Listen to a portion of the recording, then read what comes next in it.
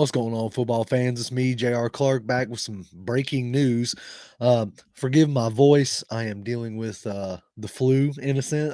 Yeah, it's got to be what it is. My little girl had it, so she passed it on to me. So, Michael Jordan had a flu game, and so JR is going to have a flu recording. So, here we go. Um, News broke earlier today, which is perfect timing in a sense because I did a thread on Twitter, uh, like highlighting some of the stuff and some of the plays, but it has been confirmed and announced that Desmond Ridder is now the starter for the Atlanta Falcons. Marcus Mariota has been benched, and that's big news, right? That's what we a lot of the Falcons fans have been asking for, have been clamoring for. Uh, and so it's here now, right? We got 4 games to see what Ritter brings to the table. We have 4 games to see what he can do. And it's not an easy task in a sense. Like he's starting on the road against New Orleans. Um, I'm gonna go ahead and call it though. If he comes out and beats New Orleans like his first game, like he's going to be almost an instant legend, which will be funny and or not funny, but interesting to see. But the Falcons really didn't have much of a choice, in my opinion. And I think had the bye come earlier in the year, they probably would have made this switch a little sooner. But the bye week is a perfect time to do this. He gets 2 weeks to mentally and physically prepare for what will now be um, his audition's not the right word, but something along that lines. One second. To show what he can do and show what he can do with the starters and dealing, against starters. What we saw in preseason gave us a lot of hope, but let's be real, it was against backups. But also keep in mind he was playing with backups, right? So I'm going to take, a few minutes and kind of show you a couple little clips that has most of us Falcons fans excited to see what Ritter is going to bring. But before we get there, there's some things I want to throw out on the table, want to like caution per se. He's a third round pick. Okay. So the last third round pick that I can remember that has gone on to do something is Russell Wilson, right? You got Derek Carr, who's a second round pick, Dak Prescott, who's a fourth, and I think Cousins is either a second or a fourth. I can't remember when Cousins got picked. But what I'm getting at is that even a first round pick has growing pains, as we talked about on the show with Trevor Lawrence and Zach Wilson, even Justin Fields. But uh, so I I urge y'all not to expect perfection. Um, we felt like the mistakes that we were seeing from Mariota were rookie level mistakes, which was like, if this is what we're going to have to deal with, then we might as well have the rookie in. So keep in mind that those mistakes are still going to show up. But what we hope to see is the promise that he showed us during preseason. So this first clip that I have for you, this is a like kind of just like showing you his pocket presence, right? It was something that we hadn't, seen a ton of. I'm gonna mute it so it don't come through. Anyway, let's see here. And play. There we go. Carries out the play action fake and just steps up and drives the ball. And that's what you want to see, right? Like one more time. You got Hesse in motion, carries out the fake, and just turns around and drives the ball and delivers a good ball to who's that? Bird. So those are like those are some of the plays that get you excited, right? And shows you some of his, potential. Like we'll get another one queued up here. So you see me looking at my other screen, you'll know what's going on. This is the from the Jaguars game. So I'm gonna show that on screen here. But I want you to notice like his pocket presence, okay? In this, on this play, right? He just steps up. He doesn't get jittery. He steps up and delivers a good ball towards the sideline to Bird again, a guy that he's going to have a chance to throw to. So one more time. he stays calm in the pocket, which is something that we felt like as Falcons fans, we felt like that was something that he aided or added rather, was that his pocket awareness and his pocket presence was a much better. And I'm trying not to like dog Mariota. Okay.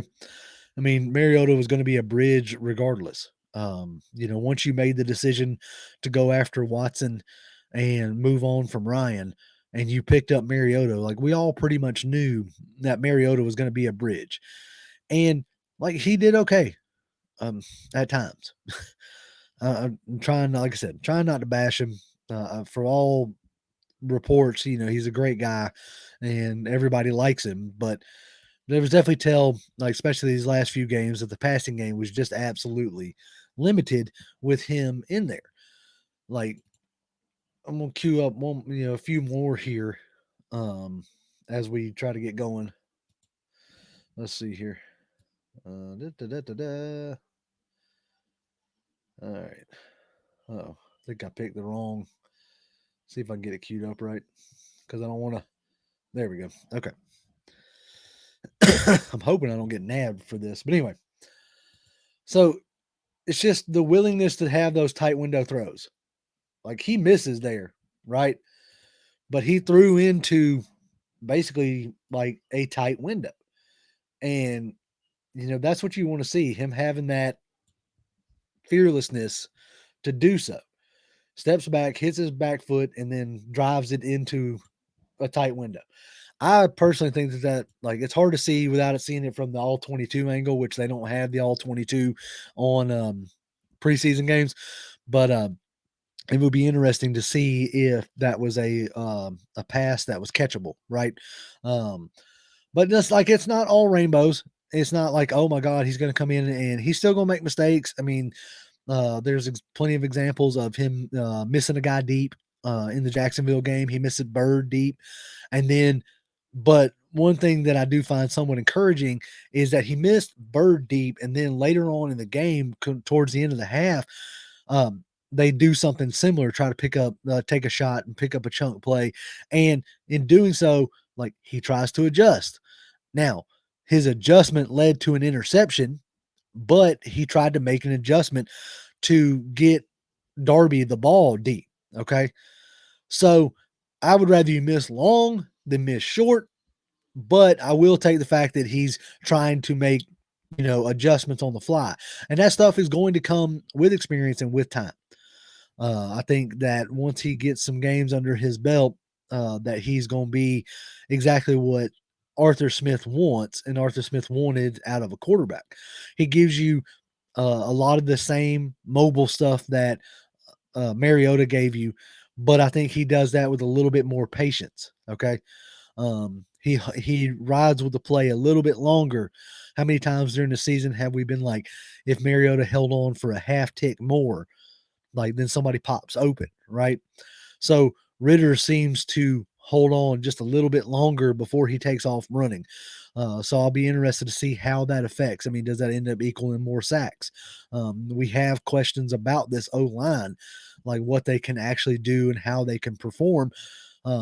So if they're having to hold up a little bit longer and, Ritter's not flushing or running as quick as Mariota, does that then bring our offensive line back to earth, so to speak? So these are the things that we're going to see, and these are the things that we're going to have to answer. But we got 4 games to look at it, and I'm, for one, am excited to see what the rookie has for 4 games and what he can do. You have the Saints, the Ravens, the Cardinals, and the Bucks left. So it's not necessarily an easy slate per se. So it'll be interesting to see like what the end of the year looks like. I just caution you all not to necessarily expect Matt Ryan level play from the rookie, or even Matt Ryan's rookie level play. That was kind of an anomaly. Still, really has been kind of an anomaly, whether people want to admit it or not. So he's had, what is it, 12 games or 15? No, 12 or 13 games. I can't remember now. To see it and to see the mistakes, to see the good, to see the process. So now we'll get our answer, what they actually think of him. I don't think that unless he just absolutely falls apart in these 4 games, I'm pretty sure that like he's going to be your starter next year. But it'll be interesting to at least give us a glimpse of what our future holds going into 2023. Well, that's what I got for you. Like I said, I appreciate y'all dealing with the flu game, so to speak, the flu show. I'm fixing to go take some medicine and crawl back in bed, but I couldn't miss the opportunity to bring y'all my thoughts and like really let y'all know how like super excited I am to see these next 4 games, win or lose. I'm interested to see like what is the progression of Ritter, like how does he look versus how he looked in the preseason. And again, I caution you all to realize to remember, you know, that he's a rookie, and we have been saying that like if we're going to deal with mistakes, we'd much rather deal with it from a rookie. So there's still going to be mistakes. So as always, y'all can follow me on Twitter. I'm at Grim1128, and go check out that thread. There's a lot more there. I don't want to put a lot on here and get nabbed, but anyway, appreciate y'all, and as always, rise up.